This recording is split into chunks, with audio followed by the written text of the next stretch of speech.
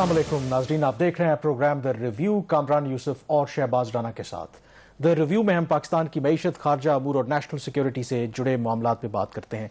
गुज़िश्ता 2 हफ्तों में हमने देखा कि कैसे डॉलर के मुकाबले में जो रुपए की कदर है उसमें मुसलसल इजाफा हो रहा था, लेकिन गुज़िश्ता 2 दिनों में हमने देखा कि अब जो रुपए की कदर तेज़ी से बढ़ रही थी उसको एक ब्रेक लगी है। और उसकी बहुत बड़ी वजह यह है कि जो पाकिस्तान के फॉरेन रिजर्व्स हैं उसमें कमी वाक़ हुई है, और ज़ाहिर है कि नतीजा इसका ये है कि फिर रुपए पर दबाव आएगा।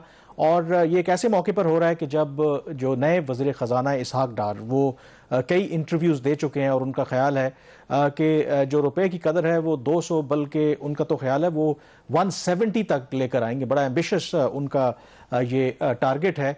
और लेकिन ऐसी सूरत हाल में जब पूरी दुनिया में कह रहे हैं कि एक इकनॉमिक रिसेशन होने जा रहा है, और दूसरा अभी तक हमें यह भी नहीं पता कि पाकिस्तान को जो एक्सटर्नल उसकी रिक्वायरमेंट्स हैं, जो डॉलर्स हमें चाहिए, वो मिलेंगे या नहीं मिलेंगे। और इसी सिलसिले में इन दिनों इसहाक डार साहब अमेरिका के दौरे पर भी हैं, और वहाँ पर अहम मुलाकातें IMF के लोग हैं उनके साथ हो रही हैं, और साथ साथ ज़ाहिर है कि जो बाइडन इंतज़ामिया के लोग हैं उनके साथ भी मुलाकातें हो रही हैं। और शहबाज, ज़ाहिर है कि इन मुलाकातों का जो मकसद है वो है तो यही कि किसी तरीके से कुछ ऐसी ओपनिंग मिल जाए पाकिस्तान को और इस गवर्नमेंट को कि वो रुपए की कदर को मज़ीद मुस्तहकम कर सकें, और जो पाकिस्तान को ये मुआशी चैलेंजेस हैं उसमें कुछ कमी वाक़ हो। तो अभी तक आपके पास क्या इत्तला है, वाशिंगटन से क्या खबरें आ रही हैं, क्या इसका कोई पॉजिटिव आउटकम आएगा जो विजिट कर रहे हैं इसहाक डार साहब? इसहाक डार साहब ने वाशिंगटन जाने से पहले अपना जो विजिट है उसकी टोन उन्होंने सेट की थी, और हम 3-4 लोगों से उनकी मुलाकात हुई थी मिनिस्ट्री में। उसमें 2-3 बातों ने बड़ी वाज़ेह कर दी थी। एक तो उन्होंने कहा कि जो IMF का प्रोग्राम है इसको हम मुकम्मल करेंगे, जून 2023 तक एक्सटेंडेड पीरियड है। उन्होंने कहा जी हम विद इन द प्रोग्राम रहते हुए जो भी पॉसिबल हो सका करेंगे, लेकिन प्रोग्राम मुकम्मल होगा।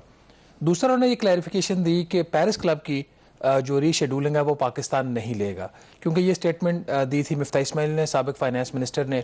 उसके बाद मूडीज़ ने पाकिस्तान की जो क्रेडिट रेटिंग थी वो डाउनग्रेड की, तो वो एक अच्छा सिग्नल उसको नहीं लिया जा रहा था।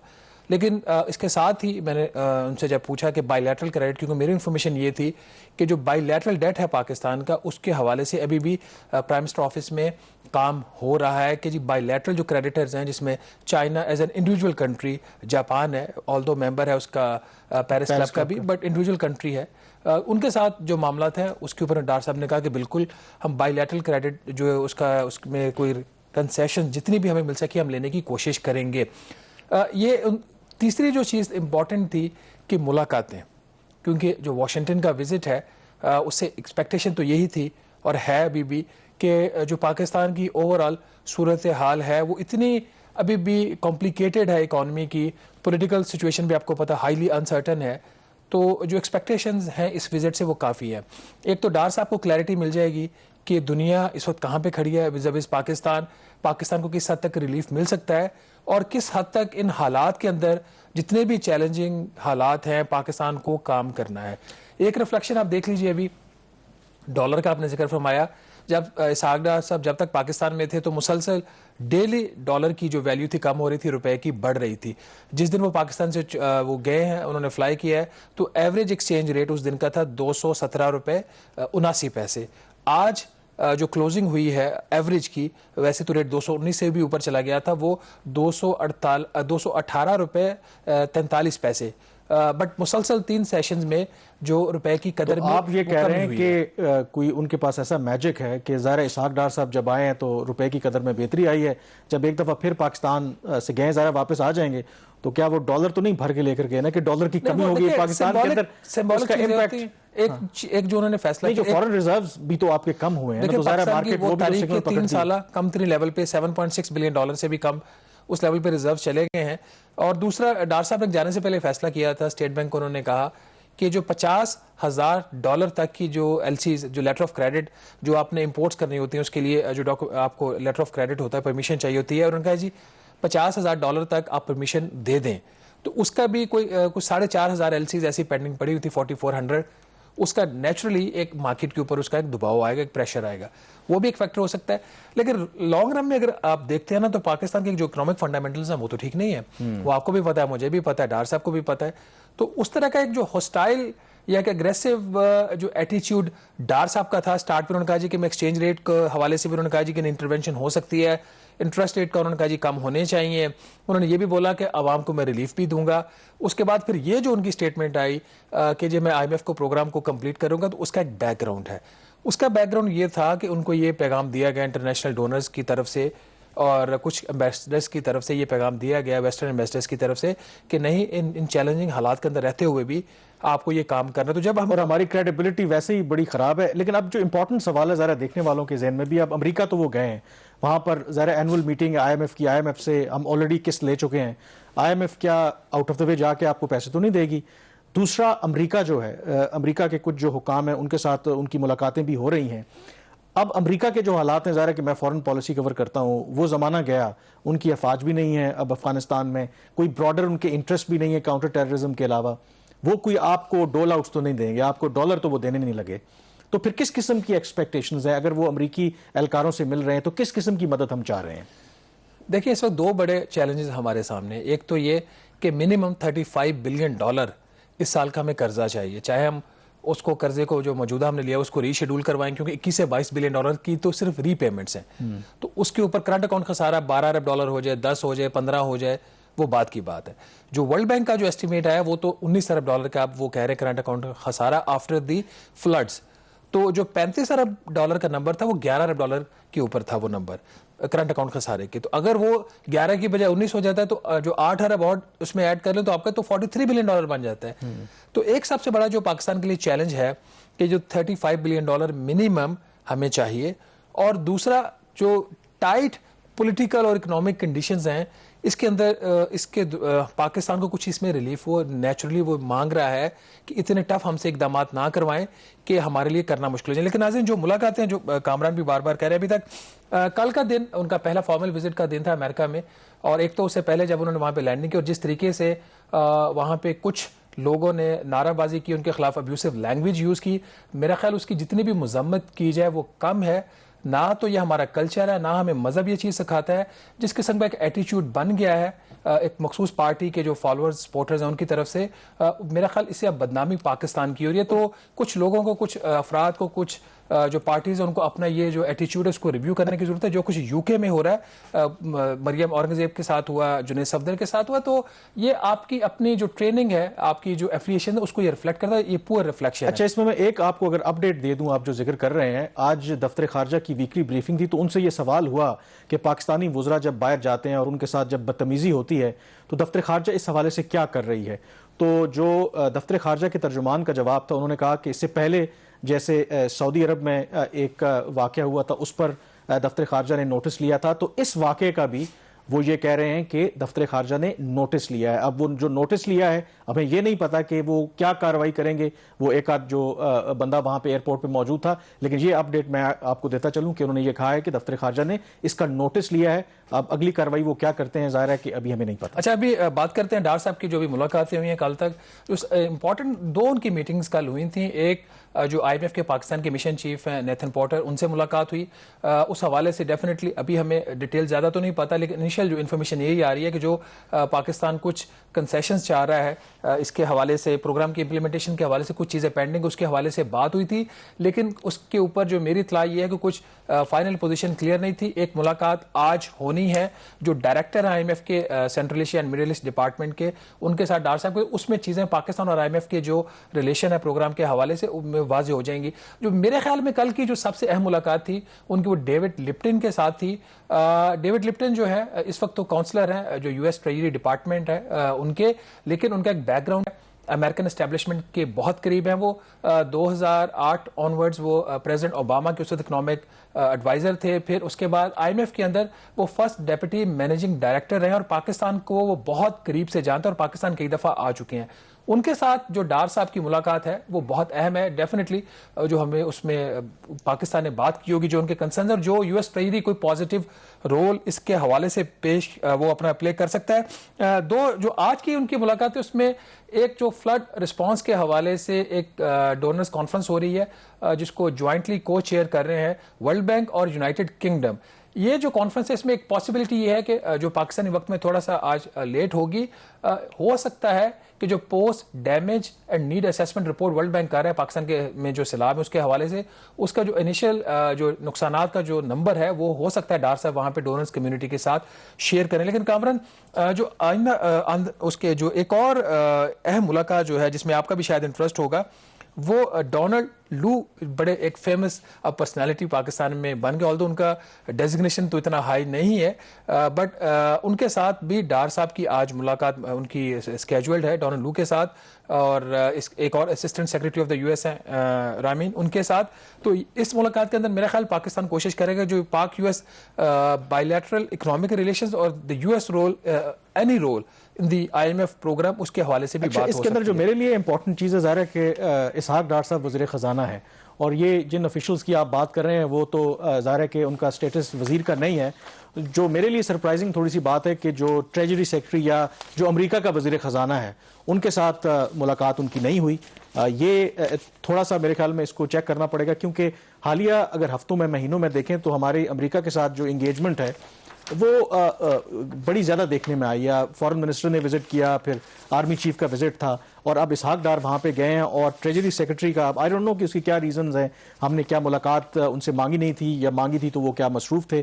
اور دوسرا وہاں پہ ظاہر ہے کہ باقی جو دنیا کے وزیر خزانہ بھی آئے ہوئے ہیں، سعودی عرب کے، قطر کے، ان کے ساتھ بھی شاید کوشش کر رہے ہیں کہ کوئی ملاقاتیں ہوں.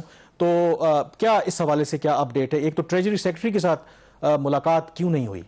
دیکھیے میرا خیال ان کے اسکیجول میں ٹریجری سیکرٹری کے ساتھ ملاقات ہے نہیں. اب اس کی کیا وجہ ہے، وہ اویلیبل نہیں تھے یا ان کے پاس ان کے ٹائم نہیں تھا، واٹ ایور ریزن وہ ہم نہیں جانتے. دوسرا ابھی تک ان کی IMF کی جو مینیجنگ ڈائریکٹر ہیں ان کے ساتھ ملاقات نہیں ہوئی.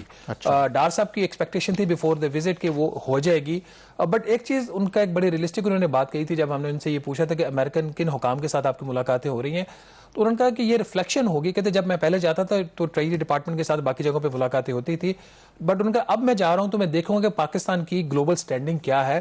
پچھلے وہ جو ان کا ایک موقف ہے پولیٹیکل کہ 4 سال میں جو PTI نے پاکستان کے ساتھ کیا، تو اس کے بعد پاکستان کو کیسا ریسیپشن وہاں پہ ملتا ہے اکنامک کوریڈورز میں جو واشنگٹن کے ہیں، وہ کہتا ہے مجھے وہاں جا کے پتہ چلے گا. لیکن پاکستان کے ناظرین کوشش یہ ہے ڈار صاحب کی، ہو سکتا ہے کہ ایک ملاقات ہو جائے، کچھ چیز حتمی طور پر نہیں کہا جا سکتی، بٹ ونڈی شرمن جو ہیں ان کے حوالے جو ان کی ہے ڈیپٹی سیکرٹری آف اسٹیٹ، ان کے ساتھ شاید ملاقات ہو جائے، بٹ یہ حتمی ملاقات نہیں طے ہے. اس کے اوپر ابھی پاکستان کوشش کر رہا ہے. ان کے جو USAID کے جو سربراہ ہیں ان کے ساتھ ملاقات ہے، لیکن جو امپورٹنٹ ملاقاتیں ہیں وہ آپ جو ہونی چاہیے. ابھی تک اس کے حوالے سے وزارت خزانہ کی طرف سے کوئی اسٹیٹمنٹ نہیں ہے. ابھی ڈار صاحب کی وزٹ کے 2 دن باقی ہیں، ان 2 دنوں میں دیکھتے ہیں وہ ملاقاتیں ہو جاتی ہیں.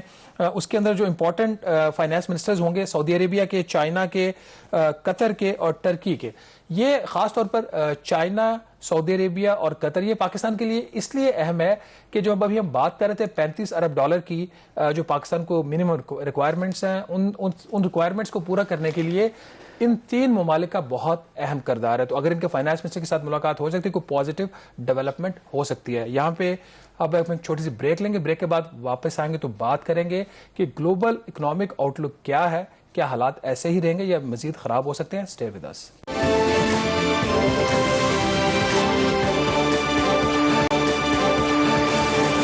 جی بریک کے بعد ایک دفعہ پھر آپ کو خوش آمدید کہتے ہیں. نہ صرف پاکستان بلکہ اب پوری دنیا کو جو معاشی چیلنجز کا سامنا ہے، اس کی ایک بہت بڑی وجہ پہلے تو کووڈ-19 پینڈیمک تھا، اس کے بعد پھر روس اور یوکرین کی جو لڑائی اس وقت جاری ہے اس کی وجہ سے جو سپلائی چین ہے وہ ڈسٹرپٹ ہوئی.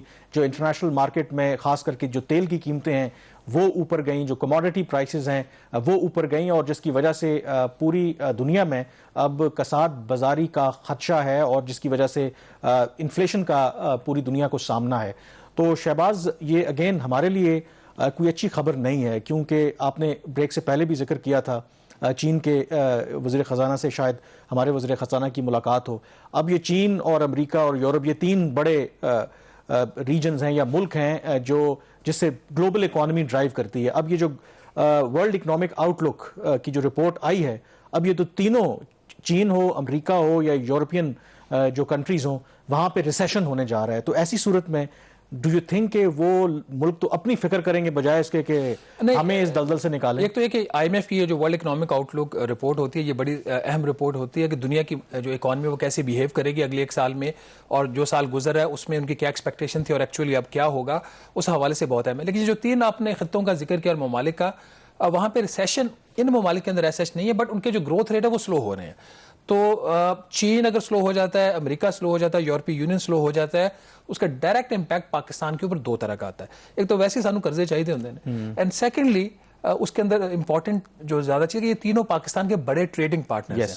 تو اگر ای یو سلو ہوتا ہے تو آپ کی جو ایکسپورٹس ہیں وہ متاثر ہوں گی. مطلب پہلے نمبر پہ تو آپ کی جو برآمدات ہیں وہ امریکہ میں جاتی ہیں، شاید دوسرے پہ یورپ میں جاتی ہیں. نہیں، پہلے پہ E U as a whole, ہاں، بٹ ایز اے کنٹری جو ہے تو امریکہ پہلے بٹ چونکہ ای یو یورپی یونین ہے پورے، اس میں پاکستان کو سب سے زیادہ وہاں سے ان کو ایکسپورٹ ریسیٹس ملتی ہیں، پھر امریکہ، پھر باقی کنٹریز آتی ہے. پھر اسی طرح اکنامک سلو ڈاؤن ہوتا ہے تو پاکستان کی جو ریمیٹنسز ہیں وہ بھی متاثر ہوں گی. تو we are heavily dependent on the global economic. ایک طرف آپ کو 35 ارب ڈالر چاہیے، دوسری طرف اگر یہ ریسیشن ہوتا ہے اور ان ممالک کی گروتھ سلو ہوتی ہے تو ظاہر ہے جہاں ہم اپنی برآمدات بھیجتے ہیں تو وہ بھی سلو ہو جائیں گی، ریمیٹنسز میں بھی کمی آئے گی. ہمارے پاکستانی وہاں پہ کام ہمارے کر رہے ہیں، لیے آپ کہہ لیں کہ ہر طرف سے مشکلات ہیں. تھوڑا سا اس کا ذکر کر لیتے ہیں اس رپورٹ کا. جو ورلڈ اکنامک آؤٹ لک ہے اس کے اندر 2022 کے لیے جو اوور آل دنیا کی جو گروتھ ریٹ ہے ایوریج وہ 3.2% کا ان کا تخمینہ ہے. بہت ہائی ریٹ نہیں ہے، لیکن ایک ریکوری کی فیز کی طرف جا رہی تھی دنیا کرونا وائرس سے ریکوری کے بعد. لیکن اب جو 2023 کا سال آنے والا ہے اس کے لیے جو ورلڈ بینک کا آئی ایم ایف کا جو فور کاسٹ ہے وہ کافی ان کا پیسمسٹک ہے. 2.7% گروتھ ریٹ کا اوور آل فور کاسٹ ہے، اور اس کے اندر 3 بڑی وجوہات بتائی گئی ہیں. ایک جو سب سے بڑی وجہ کہ جو روس اور یوکرین کی جنگ ہو رہی ہے اس کی وجہ سے جو اکنامک انسرٹینٹی آئی ہے اور ایک انرجی کرائسس آیا، خاص طور پر اس نے یورپ کو جا کے زیادہ ہٹ کیا. ہم لوگ بھی پاکستان بھی متاثر ہوئے، لیکن یہ جو بہت زیادہ اس سے ہٹ ہوا ہے. جرمنی بہت زیادہ متاثر ہوا ہے کیونکہ جو روس سے جو گیس بھی جا رہی تھی ان ممالک، وہ گیس بھی روس نے یا ختم کر دی بالکل اس کی سپلائی یا کم کر دی انیشلی. تو ایک وہ فیکٹر ہے. دوسرا جو کاسٹ آف لیونگ ہے وہ بہت زیادہ بڑھ گئی ہے پوری دنیا کے اندر. یہ ایک دوسرا بڑا چیلنج ہے جس کی وجہ سے اکنامک گروتھ ریٹ گلوبلی کم ہونے جا رہا ہے. پہلے یہ خیال تھا کہ یہ ایک ٹرانزیشنری فیز ہے، یہ ختم ہو جائے گی. اس دفعہ جو رپورٹ آئی ایم ایف نے دی ہے اب اس میں یہ کہا گیا کہ یہ ٹرانزیشنری فیز نہیں ہے، یہ براڈ بیسڈ ہے اور انفلیشنری پریشرز جو ہے وہ پرسسٹ کریں گے، وہ رہیں گے. تو تیسرا جو بڑا فیکٹر ہے کہ چائنا جو ہے وہ سلو ڈاؤن ہوا ہے، اور چائنا کے سلو ڈاؤن ہونے کی 2 بڑی وجوہات بتائی گئی ہیں. نمبر 1 وہاں پہ جو پراپرٹی سیکٹر میں کرائسس ہے، اور دوسرا چائنا نے جتنا اسٹرکٹ لاک ڈاؤن کیا ہے کرونا وائرس سے نمٹنے کے لیے اس کی وجہ سے ان کا جو گروتھ ریٹ ہے وہ سلو ہوگا. 2023 کی اگر بات کرتے ہیں تو جو یو ایس کا ہے، یو ایس کے اندر جو گروتھ ریٹ اگلے سال فور کاسٹ کیا جا رہا ہے وہ صرف 1% کیا جا رہا ہے، اور اس کی بڑی وجہ مانیٹری ٹائٹننگ ہو رہی ہے. وہاں پہ جو انہوں نے انفلیشن کو کنٹرول کرنے کے لیے مانیٹری پالیسی میں وہ مسلسل شرح سود میں اضافہ کر رہے ہیں، اور اس کی وجہ سے اب دوسرا خطرہ وہاں پہ یہ پیدا ہو گیا ہے کہ جو فائنینشیل سیکٹر کی اسٹیبلٹی ہے that has come under question again. یاد رہے کہ 2008 میں جب گلوبل اکنامک کرائسس آیا تھا تو اس میں بھی فائنینشیل سیکٹر کی انسٹیبلٹی جو تھی بہت بڑا فیکٹر تھا.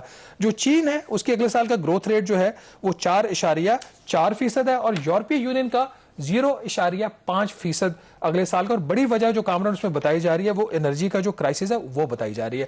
اب انفلیشن جو اگر دیکھیں جہاں پہ اگلے سال کا گروتھ ریٹ 2.7% کی بات ہو رہی ہے دنیا کی، inflation rate on an average وہ 9.5% کی بات کی. بہت ہائی ریٹ ہے، یہ پاکستان نہیں ہے. وہاں پہ 1-2% ان کے جو ٹارگیٹس ہوتے ہیں اس کے یو ایس فیڈرل ریزرو کے یا یورپین سینٹرل بینک کے، وہ 1 یا 2% کی بات کر رہے ہوتے ہیں. جاپان مسلسل کوشش کر رہا ہے کہ ان کی انفلیشن جو ہے وہ وہاں پہ ڈفلیشن ہے، وہاں پہ الٹا سین ہے. تو ایسے حالات میں دنیا میں ایوریج انفلیشن ریٹ کا 9.5% ہونا تو یہ بہت تصور کریں کہ پاکستان میں کیا ہوگا. اور جو ایک اور جو پاکستان کے لیے ظاہر ہے کہ کنسرن والی بات ہے، پہلے ہی روپے کی اتنی بے قدری ہوئی ہے، کچھ روپیہ مستحکم تو ہو رہا ہے لیکن ظاہر ہے بڑی انسرٹنٹی ہے. اس رپورٹ میں یہ بھی کہا گیا ہے کہ یہ جو ڈالر پوری دنیا میں باقی جو کرنسیز ہیں اس کے مقابلے میں مضبوط ہو رہا ہے، یہ ایک الگ چیلنج ہے. لیکن اگین آئی ایم ایف کی وہی ریسیپی ہے، وہ یہ کہتے ہیں کہ اس کو جو مارکیٹ ڈریون جو ایکسچینج ریٹ ہے اس کو مینٹین کریں اور جو اپنے جو فورن ریزروز ہیں ان کو سنبھال کے رکھیں کرائسس سچویشن کے لیے. تو اس کا مطلب ہے کہ وہ کہیں نہ کہیں جو ڈار صاحب شاید اپنا منصوبہ بندی کر رہے تھے کہ کچھ ڈالر پھینک کے بھی اس کو کنٹرول کیا جائے، تو اسٹرکٹلی جو آئی ایم ایف ہے وہ نہ صرف پاکستان کو بلکہ باقی دنیا کو بھی ایڈوائز کر رہا ہے کہ نہیں آپ مارکیٹ پلیئرز پر چھوڑ دیں, اس کو سنبھال کے رکھیں جو بھی آپ کے پاس ریزروز ہیں. یہ بلکہ وہ کہہ رہے ہیں اس کو فردر بلڈ اپ کریں. ایک تو سنبھال کر کے 3-4 بڑی چیز انہوں نے کہا جی کہ اگر آپ نے مہنگائی پہ قابو پانا جس طریقے سے بڑھ رہی ہے تو انہوں نے کہا جی آپ کو پرائس سگنل دینے پڑیں گے. یہ آئی ایم ایف کی طرف سے تمام دنیا کے ممالک کو یہ ریکمنڈیشنز ہے کہ پرائس کنٹرولز, ان کا جو ماننا ہے کہ پرائس کنٹرولز اگر آپ لگاتے ہیں, ان ٹارگیٹڈ سبسڈیز دیتے ہیں جس طرح پاکستان میں ہو رہا ہے. ابھی پچھلے ہفتے 100 ارب روپے کی سبسڈی پاکستان کے امیر ترین افراد کو دی گئی, اور جو ایکسپورٹس کے اوپر بینز لگائے جاتے ہیں, اور جو فسکلی کاسٹلی اور ایکسیس ڈیمانڈ کریٹ کی جاتی ہے, یہ وہ تمام چیزیں ہیں جس کے آئی ایم ایف کا یہ ماننا ہے کہ اس کی وجہ سے مہنگائی قابو میں نہیں آئے گی.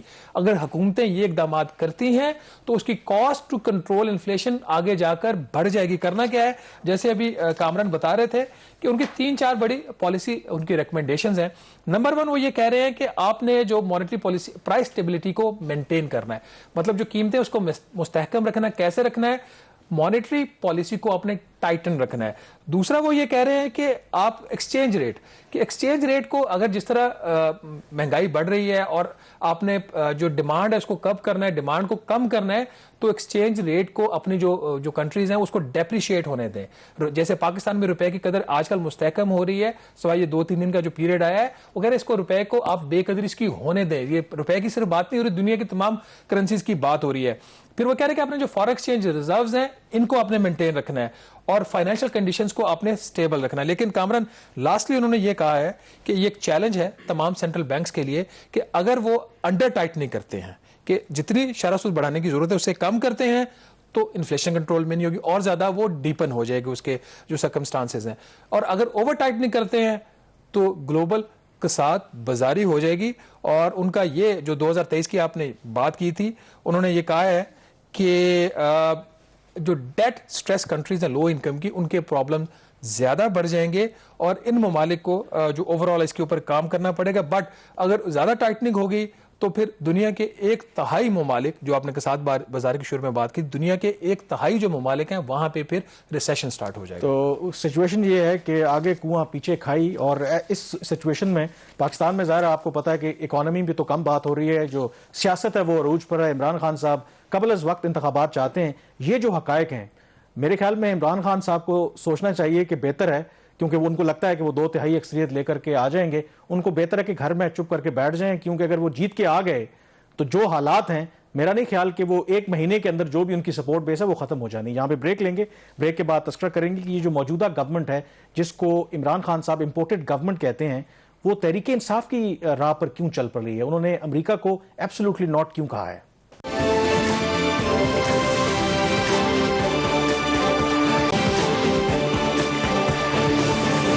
بریک کے بعد ایک دفعہ پھر آپ کو خوش آمدید کہتے ہیں. جب سے حکومت کی تبدیلی ہوئی تھی تو ظاہر ہے کہ عمران خان صاحب ہمیشہ یہ کہتے رہے کہ ان کو ایک ہٹانے کی جو سب سے بڑی وجہ یہ تھی کہ وہ آزاد خارجہ پالیسی پرسو کر رہے تھے, خاص کر کے جو روس کے ساتھ تعلقات کو بہتر کرنا چاہتے تھے. روس کا جو انہوں نے فروری میں دورہ کیا تھا اس سے امریکہ ناراض تھا, اور خاص کر کے پاکستان نے جو ایک غیر جانبدار رہنے کی جو پالیسی لی تھی, جو روس نے انویژن کی تھی یوکرین پر. آپ کو پتا ہے کہ مارچ میں ہی یو این جنرل اسمبلی میں جو ایک ریزولوشن آئی تھی روس کے خلاف, اس میں پاکستان نے ابسٹین کیا تھا.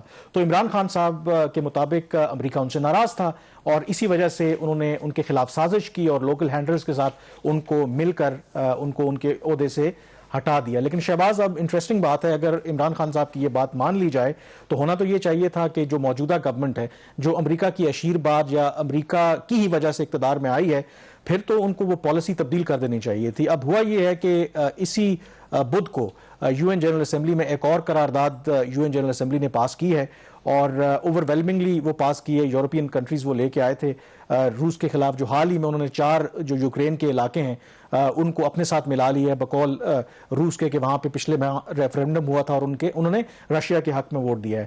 اب اگین پاکستان کے اوپر یہ بالکل پہلے بھی ڈسکس کر چکے ہیں, دباؤ تھا کہ ہم جو سو کالڈ ہماری ایک نیوٹرل پوزیشن ہے اس کو ختم کریں اور ابسٹین کرنے کے بجائے اس قرارداد کے حق میں ووٹ دیں. اب جب ووٹنگ ہوئی ہے تو اگین پاکستان نے جو پی ٹی آئی کے دور میں جو پالیسی اپنائی تھی, اگین وہی پالیسی اپنائی.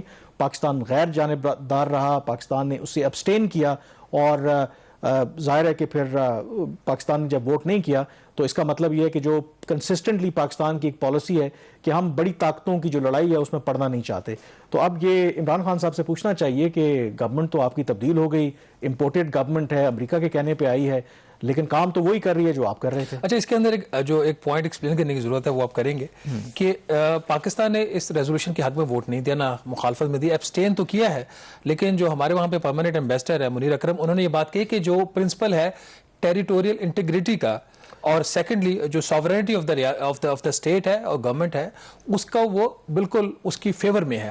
بٹ ان کا آبجیکشن غالباً اس چیز کے اوپر تھا کہ اسی ریزولوشنز کے اندر کچھ ایسی چیزیں ڈال دی گئی ہیں جو پاکستان کے موقف کے بالکل برخلاف تھی. تو یہ جو پوائنٹ ہے ان کا یہ کیا ہے؟ اچھا, یہ پاکستان نے ایک آپ کہہ سکتے ہیں کہ بیلنس ڈرا کرنے کی ضرور کوشش کی ہے. انہوں نے کہا کہ اس ریزولوشن کو جہاں تک اس کا تعلق ہے کہ جو ٹیریٹوریل انٹیگریٹی یا ساورنٹی ہے کسی بھی ملک کی, یا کوئی اور ملک کا انویژن کرے, اس کے تو پاکستان بے شک یوکرین ہی کیوں نہ ہو, پاکستان اس میں بالکل اس کے خلاف ہے, اس میں کوئی شک نہیں ہے. لیکن ان کا یہ کہنا ہے کہ اس جو قرارداد کے اندر جو کو اسپانسرز تھے, جو ہماری تجویز تھی یا جو باقی ملک تھے ان کی تجویز تھی کہ ہم تو چاہ رہے تھے کہ اس کا فوری حل کے لیے کوئی مذاکرات یا کوئی ایسی تجویز کیا جائے پروپوزل, اس کو نہیں مانا گیا. اور اس میں جو ریفرینڈم ہوا ہے, کیونکہ بنیادی طور پر جو روس کا کہنا ہے کہ ان 4 علاقوں میں جو یوکرین کے زیر اثر تھے جو ریفرینڈم ہوا ہے, اس کو یو این نے ریجیکٹ کیا ہے کہ یہ لیجٹمیٹ نہیں ہے. لیکن جو ہمارے جو پرماننٹ ریپرزینٹیٹیو ہیں ان کا یہ کہنا ہے کہ وہ اس سے بیونڈ گئی ہے یہ ریزولوشن. اگر اس کو simply null and void declare کرتے تو ہم اس کو بالکل سپورٹ کرتے. اور دوسرا جو امپورٹنٹ بات ہے وہ یہ کہتے ہیں کہ یہ جو پرنسپل ہے, جب آپ اس طرح کی بات کرتے ہیں ساورنٹی کی اور ٹیریٹوریل انٹیگریٹی کی, اور جو دوسرا ملک کو انویٹ کرتا ہے یا زبردستی علاقہ اپنے قبضے میں کرنے کی کوشش کرتا ہے, تو یہ پھر پالیسی جو ہے نا کنسسٹنٹ ہونی چاہیے, سلیکٹیو نہیں ہونی چاہیے. وہ کہتے ہیں کہ جس طرح بھارت ہے, بھارت نے زبردستی جو ہے کشمیر پر غاصبانہ قبضہ کیا ہوا ہے, یو این کی ریزولوشنز بھی اس کے اوپر موجود ہیں, انٹرنیشنلی ریکگنائزڈ ڈسپیوٹ ہے, تو پھر دنیا جو ہے اس کے اوپر کیوں نہیں بات کرتی. تو میرا خیال ہے بڑی خوبصورتی سے پاکستان کے جو نمائندے ہیں انہوں نے یوکرین کے سارے معاملے کو لے کر کے جو انٹرنیشنل کمیونٹی کی جو ہپوکریسی ہے, جو منافقت ہے, اس کو بھی انہوں نے ایکسپوز کیا. دو کہ ہم جانتے ہیں کہ دنیا پریگمیٹزم پہ چلتی ہے, سارے لوگ اپنے مفادات دیکھتے ہیں, پرنسپل پہ کوئی نہیں چلتی. لیکن بہرحال پاکستان نے کوشش کی کہ ایک طرف روس کو ناراض بھی نہ کریں, دوسری طرف جو مغربی طاقتیں ہیں ان کے ساتھ بھی ایک میسج ان کو دینے کی کوشش کریں کہ اوور آل ہم آپ سے اگری کرتے ہیں. انڈیا کو دیکھیں نا, انڈیا کتنا خوبصورتی پلے کر رہا ہے کہ وہ اس نے بھی, انڈیا نے بھی ابسٹین کیا. اب انڈیا جو ہے وہ کواد کا بھی ممبر ہے. اس وقت جو جتنا انڈو پیسیفک میں جتنا امریکنز کی وہاں پہ پینیٹریشن ہو رہی ہے اس میں انڈیا ایک ایکٹیو پارٹنر ہے. اس کے باوجود انہوں نے ایک بیلنس لائن رکھی ہوئی ہے. انہوں نے رشیا سے بھی تعلقات ہیں, وہاں سے وہ تیل بھی امپورٹ کر رہے ہیں, ویسٹرن ممالک کے ساتھ بھی اس کے تعلقات ہیں. اس کے الائنسز جو نان کمبیٹ میرا خیال ان کے الائنسز ہیں اس کا بھی وہ حصہ ہے. تو پروبیبلی ایک one of the good lesson for Pakistan could be کہ جو انڈین جو ایک فارن پالیسی ہے ان کے جس طریقے سے آج سے نان الائن جو موومنٹ ہوتی تھی اس کو لیڈ کرتے تھے, وار کے وہ پیریڈ میں وہ اس کو وہ لیڈ کرتے تھے. تو اوور آل بٹ ایک چیز جو انڈیا اور پاکستان کا جو ایک ڈسٹنکشن ہے کہ انڈیا کا اکنامک مسل اتنا اسٹرانگ ہے. میں یہی کہنے لگا تھا کہ دیکھیں ابھی باجوہ صاحب امریکہ کے دورے پر تھے, انہوں نے خود ایکنالج کیا کہ جب آپ کی معیشت ٹھیک نہیں ہوگی تو آپ کی ڈپلومیسی بھی جو ہے نا کسی کام کی نہیں ہے. تو یہ جو بھارت کی آپ بات کریں, بھارت باوجود امریکہ کی مخالفت کے روس سے سستا تیل بھی خرید رہا ہے, کوئلہ بھی خرید رہا ہے, باقی چیزیں بھی امپورٹ کر رہا ہے. اور وجہ اس کی یہ ہے کہ امریکہ کے پاس بھی بہت زیادہ لیوریج ہے, انڈیا کے پاس بہت زیادہ لیوریج ہے. پاکستان آن دی ادر اینڈ ہمارے پاس کیا لیوریج ہے؟ ہم تو پھنسے ہوئے ہیں کہ آئی ایم ایف سے جو سخت شرائط ہیں وہ کم کروا دیں, ہمارے پاس کون سی لیوریج ہے؟ لیکن اس کے باوجود میں سمجھتا ہوں کہ وہ لیوریج نہ ہونے کے باوجود پاکستان پھر بھی ان پرنسپل کوشش کر رہا ہے کہ ایک جو نیوٹرلٹی ہے وہ مینٹین کرے. اور اس میں جو پوائنٹ ہے ہائی لائٹ کرنے والا کہ عمران خان صاحب یہ کہتے ہیں نا کہ میں نے کوشش کی کہ جی ایک انڈیپینڈنٹ فارن پالیسی اس کو پرسو کریں. ہمیشہ سے کوئی بھی گورنمنٹ ہو, عمران خان صاحب کی گورنمنٹ ہو, پی ایم ایل این کی ہو, پیپلز پارٹی کی ہو, یا کوئی بھی گورنمنٹ ہو, کچھ ایشوز کے اوپر پاکستان کی ریاست پاکستان کی کنسسٹنٹ پالیسی رہی ہے کہ ہم بڑی طاقتوں کی جو لڑائی ہے اس سے اپنے آپ کو الگ رکھتے ہیں. تو کسی ایک گورنمنٹ کا یہ کریڈٹ لینا کہ جی کہ ہم نے یہ کوئی منفرد کام کیا تھا, جب انہوں نے ایبسٹین کیا تھا عمران خان صاحب نے کہ جی میں نے کوئی بہت منفرد کام کیا تھا, یہ کوئی ایسی بات نہیں ہے. یہ کنسسٹنٹ پالیسی ہے بیونڈ میرے خیال میں پارٹی لائنز. اب اس میں دیکھنے والی یہ بات ہے, عمران خان صاحب نے تو کہا کہ ان کو تو سزا دی گئی, انہوں نے ایک جو آزاد خارجہ پالیسی سو کالڈ پرسو کی تھی. اب پاکستان نے جو موجودہ گورنمنٹ کے انڈر جو ابسٹین کیا ہے, کیا امریکہ یا جو دوسری مغربی طاقتیں ہیں جن کی پاکستان کو سپورٹ بھی چاہیے، کیا پاکستان کو پنش کریں گی؟ یہ تو آنے والا وقت ہی بتائے گا. یہاں پہ بریک لیں گے اور بریک کے بعد ایک اور اہم موضوع پر بات کریں گے.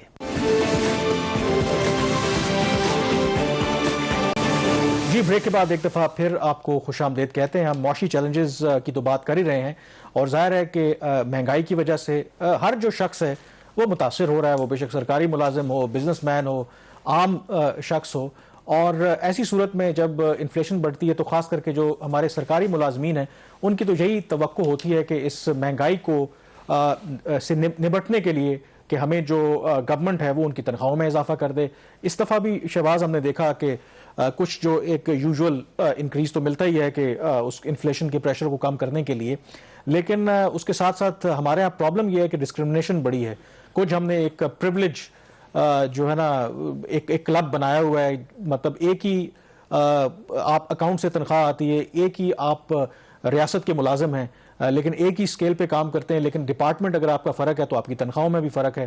تو یہ ایگزیکٹو الاؤنس کی جو کہانی ہے ایک دفعہ پھر وہ سر اٹھا رہی ہے. سنا ہے جو اکانومسٹ گروپ ہے سول جو سرونٹس ہیں ان کے اندر اب وہ ناراض ہیں کو ہڑتال کرنے کے چکر میں، کیونکہ ان کو وہ ایگزیکٹو الاؤنس جو گورنمنٹ نے باقیوں کو دیا تو ان کو نہیں دیا.